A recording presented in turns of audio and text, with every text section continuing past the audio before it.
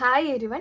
നമ്മുടെ രണ്ട് കാലുകളിലും നീര് കാണുന്നത് ഇപ്പോൾ പ്രായമുള്ളവരിലും ഒട്ടുമിക്ക ചെറുപ്പക്കാരിലും കണ്ടുവരുന്നുണ്ട്. ഇതിൻ്റെ പ്രധാന കാരണങ്ങൾ എന്ന് വെച്ചാൽ നമ്മുടെ ശരീരത്ത് പ്രോട്ടീൻ്റെ അളവ് കുറവാണെങ്കിലോ, നമ്മൾ ആവശ്യത്തിന് വെള്ളം കുടിച്ചില്ലെങ്കിലോ, അല്ലെങ്കിൽ നമ്മൾ ദീർഘദൂരം കാല് തൂക്കിയിട്ട് യാത്ര ചെയ്യുമ്പോഴോ, അല്ലെങ്കിൽ നമ്മൾ ധാരാളം ഉപ്പിൻ്റെ അളവ് ഉള്ള ഭക്ഷണങ്ങൾ ധാരാളം കഴിക്കുന്നത് കൊണ്ടോ, അല്ലെങ്കിൽ നമ്മുടെ വൃക്കയുടെ പ്രവർത്തനം പ്രോപ്പറായിട്ട് നടക്കാത്ത അവസ്ഥയിലോ, അല്ലെങ്കിൽ വൃക്കരോഗ ടെൻഡൻസി ഉള്ളവരിലോ, അല്ലെങ്കിൽ യൂറിനറി ഇൻഫെക്ഷൻ ഉള്ളവരെല്ലാം തന്നെ നമ്മൾ കാലുകളിൽ നീര് കണ്ടുവരുന്നുണ്ട്.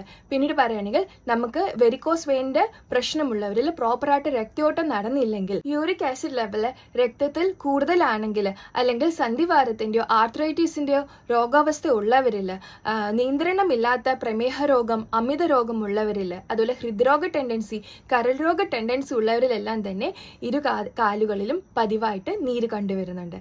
സോ ഈ ഒരു ഇൻഫർമേഷൻ എല്ലാവർക്കായിട്ട് ഷെയർ ചെയ്യാം. Thank you.